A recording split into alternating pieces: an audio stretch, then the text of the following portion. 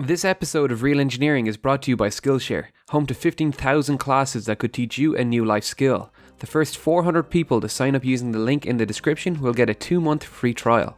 Since its birth in 1950, the cars of the Formula 1 Racing Championship have continually got faster. Superior aerodynamics, more powerful engines, and lighter materials have all contributed to make track times plummet. The average speed for the Monaco Grand Prix rose from 104 km per hour in 1950 to 170 in 2007, but something strange happened in 2007. They stopped getting faster. Not only that, they got slower. So what happened, and what have the FIA done in 2017 to breathe some life back into the championship again?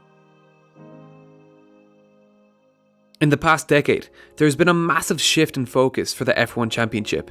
The skyrocketing costs of competing forced the FIA to bring in rules to even the playing field and prevent better funded teams from bullying other teams out of the competition. This change in attitude is earmarked by the 2007 engine development freeze, and the cost-saving measures continued as Honda, BMW and Toyota were forced to withdraw from the championship following the 2008 world economic crisis.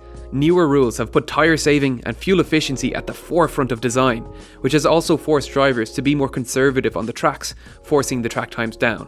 Whether it's because of these changes or not, Formula 1's popularity has been declining, and we need to remember that Formula 1 is in itself a business that needs to keep both the companies racing and the fans happy. So this year's rule changes are focused on making the sport faster and more dramatic, in the hopes of putting a stop to Formula 1's declining popularity. So what changes have been made, and how do they affect the car's performance? The most noticeable change to this year's Formula 1 cars is the overall width. The width of this year's car has increased from 1,800mm to 2,000mm, with a significant amount of this additional width being allocated to facilitating wider tyres. This dramatically increases the contact area of the tyres to the ground, which increases the traction the tyre has. Now, if you look at the equations for friction, you will see it is independent of area. Friction is simply given as the coefficient of friction multiplied by the weight of the car. So how does a wider tyre increase traction? A wider contact area does affect the wear on the tyre, meaning a narrower tyre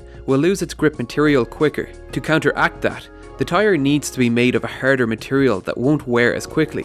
F1 teams have 5 dry weather materials to choose from during the race, ranging from ultra soft to hard. The softer materials have higher coefficient of frictions, but don't last very long. So in essence, the wider tyres have allowed the softer, higher grip tyres to last longer, allowing drivers to brake later and accelerate harder. These wider tyres needed a wider front wing, as its primary purpose is not to generate downforce, but to manipulate the incoming airflow around the tyres. The tyres can generate a great deal of drag and also generate a huge amount of turbulent air, which would prevent the aerodynamic surfaces downstream of the tyre from working correctly. So the front wing is designed to direct the air to flow around the tyre. One of the most beautiful applications of this airflow management is this vortex, named the Y250 vortex. By F1 rules, this central portion of the wing is not allowed to generate any downforce, but 250mm from the centre you may. The vortex is a result of downforce being generated by the front wing, but instead of just being a negative side effect that causes drag, the vortices can be carefully crafted to bend the air away from the tyres and to where it's needed. To learn more, let's look at some engineering simulations and compare the differences between the 2016 and 2017 cars. These may look scary to an untrained eye, but here's the gist of what you need to know. Here we are looking at air pressure along the car, with the position being indicated here. Blue and green is low pressure air, yellow and red is higher pressure air.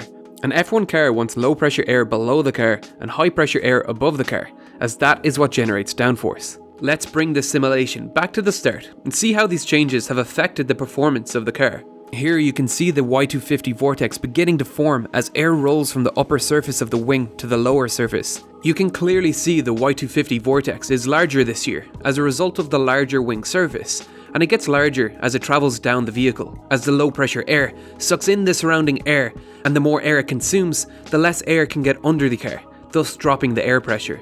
You can see this happening here as the floor structure begins. You can also see the Y250 vortex begins to generate additional low pressure vortices this year off the barge board, which steers the vortices and helps them generate new low pressure vortices, like this one being formed off this neat little airfoil. The barge board was not allowed last year in this location, as the area was an exclusion zone, which is an area where structures are not allowed to be placed. Teams like Mercedes have incredibly intricate barge boards, much more complicated than the ones in this model. Travelling further, we can see the 2017 version is noticeably greener here, and thus lower pressure. This, combined with the wider floor, allows the 2017 car to generate much more downforce. Travelling further again, we find the primary cause of this drop in pressure, the diffuser, this part at the back of the car, which has increased in height and width. The diffuser is essentially an exit nozzle for the air underneath the car, and by having a larger opening, the air exiting from underneath the car is forced to expand and accelerate to fill the space. This causes the air pressure to drop even further, as Bernoulli's principle tells us an increase in velocity of a fluid corresponds with a decrease in air pressure. The diffuser provides a huge amount of downforce with very little drag.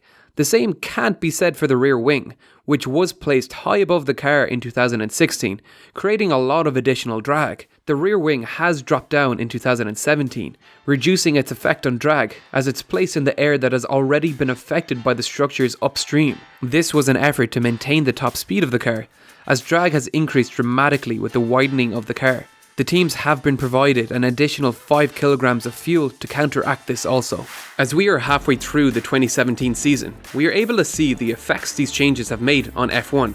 Without a doubt, we have some of the best looking cars F1 have seen in a long time, and they are breaking records again thanks to the additional traction provided by the wider wheels and superior aerodynamics.